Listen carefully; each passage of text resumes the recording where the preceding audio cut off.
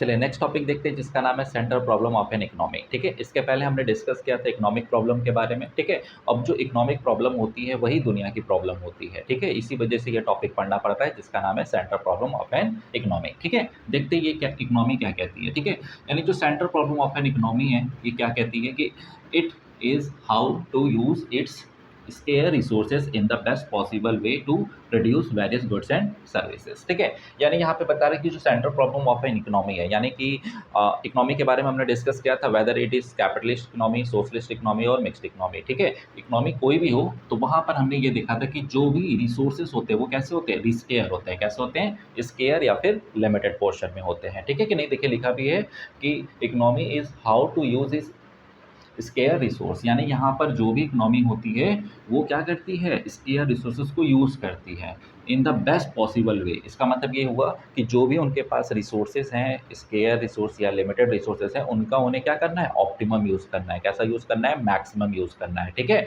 यानी वो इतने अच्छे तरीके से यूज़ करें जिससे वो वेरियस गुड्स एंड सर्विसेज को क्या कर सके, डिलीवर कर सके। क्या कर सके, डिलीवर कर सके।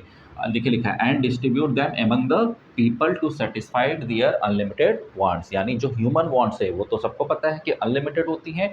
उन अनलिमिटेड वांट्स को हमें क्या करना है, सेटिस्फाइड करना है। ठीक है, क्योंकि अगर हम अपने रिसोर्सेज को इफेक्टिव यूज़ नहीं करेंगे, मैक्सिमम यूज़ नहीं करेंगे, तो आपको भी समझ में आता है कि हम हर एक पर्सन को क्या नहीं कर सकते, सेटिस्फाइड नहीं कर सकते। ठीक है, और ऐसी जब भी कोई प्रॉब्लम आती है, कोई भी इसमें दिक्कतें जब भी आती हैं, तो उसी प्रॉब्लम को हम क्या बोलते हैं, central problem of an economy. ठीक है, अब ये जो central problem of an economy होती है, इसके देखिए आगे क्या लिखा हुआ है, the most basic problem of an economy, यानी ये जो सेंट्रल प्रॉब्लम होती है ये बेसिक प्रॉब्लम होती है किसी भी इकोनॉमी में। ठीक है, अब ये जो प्रॉब्लम होती है वो कौन कौन सी हो सकती है, what to produce, how to produce, for whom to produce. ठीक है, इसका मतलब क्या हुआ, व्हाट टू प्रोड्यूस क्या बनाना है, हाउ टू प्रोड्यूस कैसे बनाना है, फॉर होम टू प्रोड्यूस मतलब किसके लिए बनाना है। ठीक है, तो एक एक करके समझते हैं। ठीक है, पहला जो टॉपिक है जिसका नाम है व्हाट टू प्रोड्यूस। ठीक है, this problem involve selection of goods and services to be produce. अब यहाँ पे जो प्रॉब्लम अराइज होता है वो क्या चीज़ की प्रॉब्लम अराइज होती है, सिलेक्शन करना। ठीक है, अगर आपको पता नहीं है तो जैसे दुनिया में बहुत सारे क्या होते हैं, गुड्स होते हैं। ठीक है, जैसे कैपिटल गुड्स होते हैं, कंज्यूमर गुड्स होते हैं, प्रोड्यूसर गुड्स होते हैं, पेरिशेबल गुड्स होते हैं, नॉन पेरिशेबल गुड्स होते हैं, नेसेसरी गुड्स होते हैं, कंफर्ट गुड्स होते हैं, लग्जरियस गुड्स होते हैं कि नहीं। तो ऐसे गुड्स, वैराइटीज़ ऑफ गुड्स होती हैं। तो इस गुड्स में हमें क्या करना होता है, सेलेक्शंस करने होते हैं। क्या करने होते हैं, सेलेक्शन करना पड़ता है।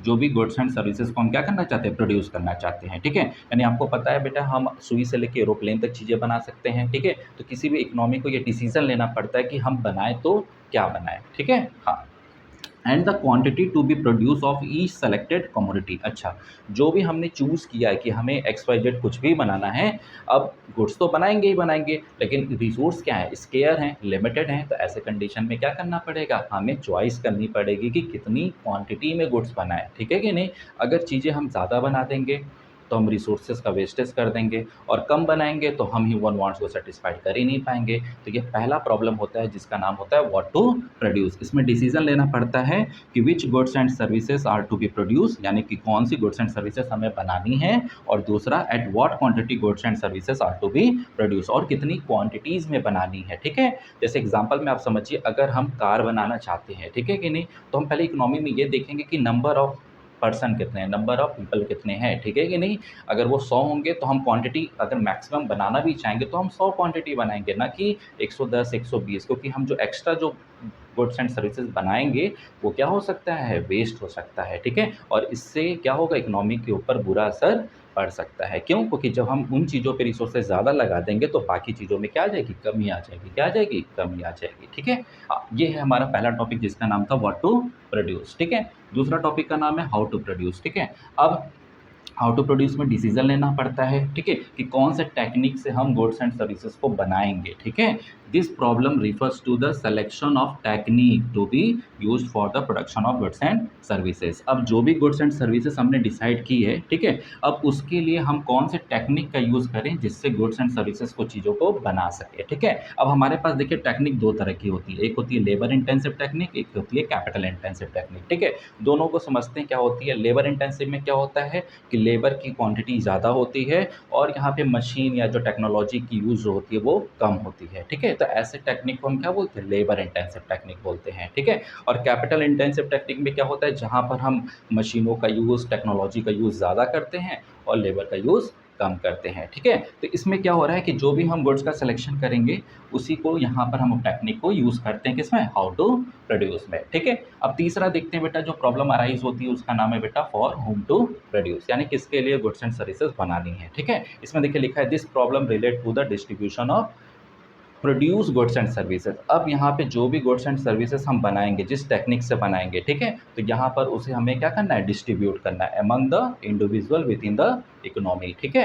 अब यहाँ पर जो भी लोग हैं, अब सबको पता है बेटा इकोनॉमी में हर तरह के लोग हैं, रिच लोग हैं, मिडिल क्लास है और लोअर क्लास है, ठीक है? तो हमें ये डिसीजन लेना पड़ेगा हम कौन सी गुड्स बना रहे हैं, कौन से सेक्शन ऑफ सोसाइटी को ज़्यादा से ज़्यादा बेनिफिट देना चाहते हैं, तो उस तरीके से हम चीज़ों को डिस्ट्रीब्यूट करते हैं, ठीक है? अभी इसमें देखिए दो टॉपिक बारे में डिस्कस कर रहा है, एक होता है पर्सनल डिस्ट्रीब्यूशन, एक होता है फंक्शनल डिस्ट्रीब्यूशन, ठीक है? बेसिकली दोनों का कंसेप्ट किससे होता है? इनकम से होता है, ठीक है? पर्सनल डिस्ट्रीब्यूशन का मतलब पर्सन के इनकम से, ठीक है? जैसे इनकम आपकी जैसे भी होगी, जैसे अब रिच की इनकम ज़ाहिर-सी बात है ज़्यादा है, पुअर क्लास की इनकम क्या होगी? कम होगी। तो यहाँ पर डिसीज़न लेना पड़ता है व्हाट टू और हाउ टू में कि भई हम किसके लिए चीज़ों को बनाएँगे। ये डिपेंड करेगा कि इकोनॉमी कैसी है, ठीक है? जैसे हमने टॉपिक में डिस्कस किया था कैपिटलिस्ट इकोनॉमी होगा तो वहाँ पे इंडिविजुअल अंडरटेकिंग होती है, मेन मोटो होता है प्रॉफ़िट अर्न करना। तो ऐसी इकोनॉमी में हम क्या करेंगे भई, रिच क्लास और मिडिल क्लास को ही पकड़ेंगे, ठीक है? लोअर क्लास को नेगलेक्ट कर देंगे, ठीक है? लेकिन अगर हमारी इकोनॉमी कैसी होगी? सोशलिस्ट इकोनॉमी, जिसमें सोशल वेलफेयर हमारा मेन मोटो होता है, तो ऐसी इकोनॉमी में हम तीनों लोगों को ध्यान में रखेंगे, यानी सबसे ज़्यादा हमारा फोकस ऑफ अटेंशन किस पे होगा? मिडिल क्लास और लोअर क्लास पे होगा। तो इसी तरीके से हम पर्सनल डिस्ट्रीब्यूशन करते हैं जिससे इकोनॉमी के डिज़ायर को हम क्या कर सकें? फुलफ़िल कर ले सकें, ठीक है? और इसी चीज़ को बेटा यहाँ पे डिस्कस किया था कि ह्यूमन वांट्स तो अनलिमिटेड होता है, उनको सैटिस्फाइड करना पड़ता है, तो हमें जो भी गुड्स एंड सर्विसेज़ बनाना है अपने स्केयर रिसोर्सेज़ को, उसको बेस्ट पॉसिबल वे में प्रोड्यूस करना होता है, ठीक है? इसी तरह फंक्शनल डिस्ट्रीब्यूशन में क्या होता है? तो जैसे आपको पता है फैक्टर ऑफ प्रोडक्शन होते हैं, ठीक है? तो फैक्टर ऑफ प्रोडक्शन जैसे लैंड होते हैं, लेबर होते हैं, कैपिटल होते हैं, एंटरप्रेन्योरशिप्स होते हैं, ठीक है कि नहीं? तो जैसे लैंड पे हमें क्या मिलता है? हाँ, क्या मिलता होगा? सोच के देखिए, लैंड पे हमें क्या मिलता है? रेंट मिलता है, लेबर को क्या मिलता होगा? वेजेस मिलता होगा, कैपिटल पे क्या मिलता है? इंटरेस्ट मिलता है कि नहीं? और एक एंटरप्रेन्योरशिप को यानी एक ओनर को क्या चाहिए होता है? प्रॉफिट चाहिए होता है, ठीक है? तो इस तरह के डिस्ट्रीब्यूशन को हम क्या बोलते हैं? फंक्शनल डिस्ट्रीब्यूशन बोलते हैं, ठीक है कि नहीं? हाँ, जैसे फैक्टर सर्विसेज़ होती है वैसे फैक्टर पेमेंट है, तो फैक्टर सर्विसेज़ आपको वही 4 चीज़ होती हैं, लैंड, लेबर, कैपिटल और एंटरप्रेन्योरशिप, और फैक्टर पेमेंट उसी को लैंड को जैसे बताया गया रेंट से, लेबर को किससे बताया गया? वेजेस से, इंटरेस्ट यानी कैपिटल पे इंटरेस्ट और एंटरप्रेन्योर को प्रॉफिट, ठीक है? तो इस तरीके से हम क्या करते हैं? फॉर होम टू प्रोड्यूस को डिस्ट्रीब्यूट करते हैं चीज़ों को, ठीक है? इनकम के वैराइटीज़ में हो गया और लोगों के वैराइटीज़ में हो गया। क्लियर हो गया कि नहीं? तो ये हमारे 3 बेसिक क्या होते हैं बेटा? प्रॉब्लम होते हैं जो किसी भी इकोनॉमी में देखने को मिलते हैं, इस वजह से इसको basic problem of an economy बोलते हैं, ठीक है? आई होप ये वाला टॉपिक आपको अच्छे से क्लियर हो गया होगा, ठीक है?